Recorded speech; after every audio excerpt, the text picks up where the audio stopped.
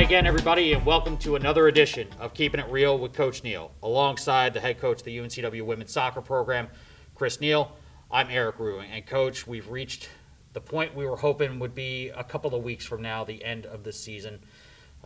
UNCW headed up to Elon on Thursday for the semifinals of the CAA championship, and unfortunately came away on the wrong end of the verdict against the Huskies.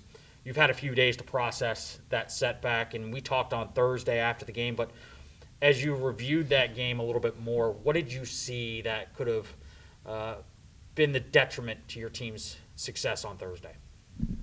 Well, Eric, that's the cycle we go through as coaches after a loss, especially a season-ending loss. You start reflecting immediately on what did you miss, what could I have done better, what choices did we make, and I watched the game again. And we didn't play poorly, especially in the first half. I thought we were the better team. But we also did not play our best in the second half. And, to lose on a 88th minute deflection was a pretty cruel ending. But that is our sport sometimes. But, we had played Northeastern twice already in 2021. A thrilling semifinal victory in the spring tournament, and then a regular season victory in Boston. So after that first half, quite frankly, I felt comfortable. We just didn't finish a few of our good chances. So starting that second half, that was the sixth half of soccer we had played against Northeastern in 2021. And a different Northeastern team came out in that second half. It was a team that we had not seen previously in the first two matches or in the first half of that semifinal game.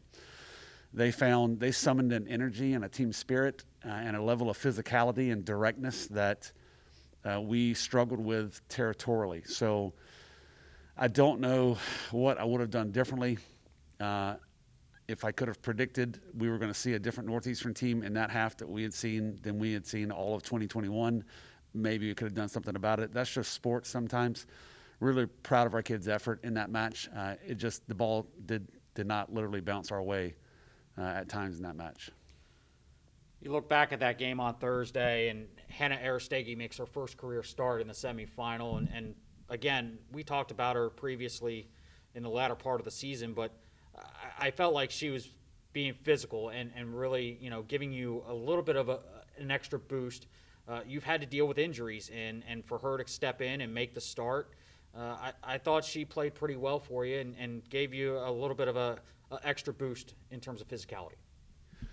Yeah, being the right-sided attacker in a 4-3-3 and having to deal with Northeastern's left back, McKenna McManus, she's a very, very good player, and she loves to go forward, and she's talented, was a stiff order, and I thought Steggy did a great job of standing up to that challenge.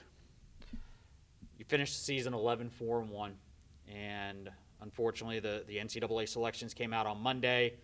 One bid league for the CAA this year. Hofstra gets the automatic qualifier after beating Northeastern, rallying to beat Northeastern in the final on Sunday. As you look back on the season, I'll first ask you this question. Was there anything that, as you look back, surprised you, gave you a little bit of a wow factor at some point during the year? Well, I think midway through conference play, I just kind of stood back and looked at the totality of the season and was in awe of how things were coming together. We started off the year with a bout of COVID and a large handful of players missing the first three matches. And you just don't know at that point. There's a lot of uncertainty as to how people that were, tested positive are going to recover. What's their physical status going to be for the next couple of weeks? How are we going to rebound as a team from all that? But the team stuck together through all of it, and they just kept supporting each other and kept working their butts off, and we came out of it golden. So I think for me it was to go from all that uncertainty early in the year to all that confidence midway through conference play was the wow moment for me. Obviously, the big moment of the year was winning the regular season championship on your home field against Towson in overtime. Other than that, is there a moment in the season that stands out to you? Is there a highlight of the year? there's so many moments, so many individual plays that were made that were extreme highlights. Sophie's goal against William and Mary in overtime. The thrilling victory over Elon with only 40 seconds left. The opening weekend in general, beating Elon in a tightly contested match and then beating Northeastern in a tightly contested match. So it's hard to pinpoint one moment, Eric. That regular season win over Towson to clinch our first regular season title certainly overshadows any highlight of the entire year. That moment was special. I told the team that day after the game that it felt like my heart was going to jump out of my body. It was just a different feeling that can't be duplicated. So happy for this team and these kids, and for the alumni that were present on the day, and for the alumni that weren't present. Our first regular season title and championship in program history was definitely the emotional, physical, and success highlight of the year. We would be remiss if we didn't talk about the all-conference selections that came out prior to the semifinal last week. It came out after we had talked. Your team came away with quite a few honors. 2 on the first team, 2 on the second team, 2 on the third team.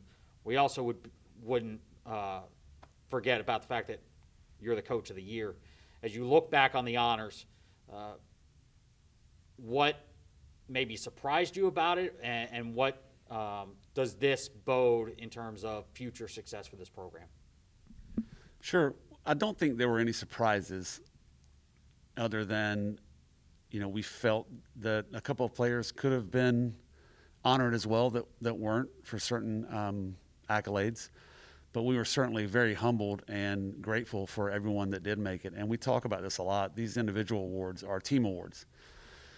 The Coach of the Year award is a Coaching Staff of the Year award. I'm so lucky to be surrounded with Jen Ludeman, Sean Donahue, Will Heaney, Greg Marinich, Stacy Kuhn. So all these wonderful people earn that award together.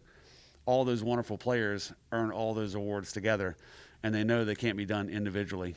So it was just an awesome feeling to see the joy on their faces that morning at practice when I announced the All-Conference Awards. I think that one of the real special player awards in there for me was Micaiah Parham's.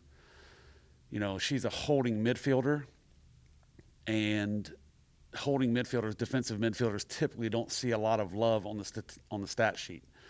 Therefore, they don't typically make all conference at a percentage that normally an attacking central midfielder would make. So to see the other quality coaches and just extremely experienced and qualified and talented coaches in this league vote Micaiah as an all-conference award winner was a really special moment for me as well. And you also had 3 freshmen that were on the all-conference teams, in addition to being all rookie selections. That has to show that the future is bright for this program moving forward. Yeah, really happy. And, I thought Kaylee Bierman, we need to talk about this as a conference, in my opinion, because we had 10 players on that all-rookie team and no goalkeeper. And I think that our goalkeeper, Kaylee Bierman, was certainly worthy.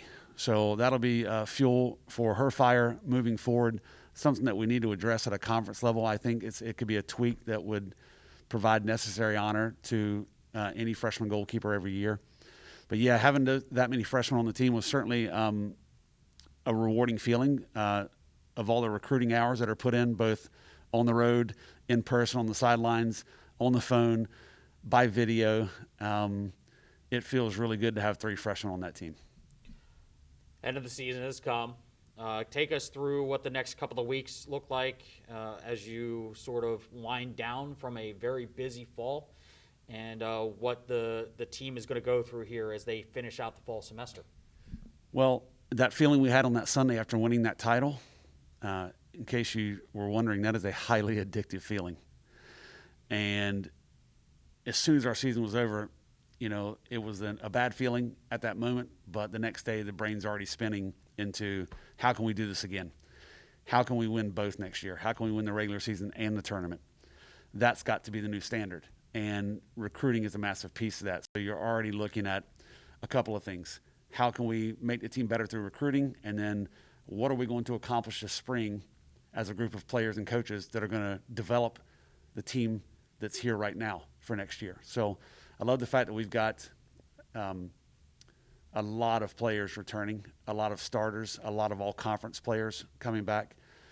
So right now, Eric, we took a little bit of time to decompress, but you don't win championships by taking too much time off. You've got to develop players, you've got to recruit quality players, and you've just got to keep going.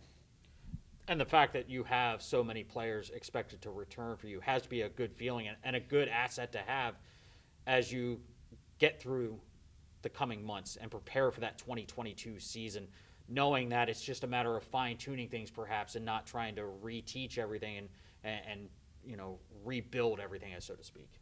It's a good feeling, but it doesn't guarantee us anything. And we're about to have a team meeting, our first team meeting since the season's ended, and that's going to be a theme. Just because we've been successful now does not guarantee us anything moving forward, but it certainly gives us confidence that as coaches, if we continue to do our jobs, we should be in a good spot. UNCW finishing the season 11-4-1, first regular season title in program's history. Coach, thanks for the time all season long. Congratulations on a successful campaign, and we'll chat with you again in the near future. Eric, thanks so much for all you've done, and Jeremy, best of luck in your new position. Hate to see you go, and I appreciate everything you've done for us as well. Coach, thanks for the time. That'll do it for this edition and this season of Keeping It Real with Coach Neal. For the head coach of the UNCW Women's Soccer Program and CAA Coach of the Year, Chris Neal, and for Jeremy Sullivan, I'm Eric Rue. We do thank you so much for your time, and until we meet again, go Seahawks.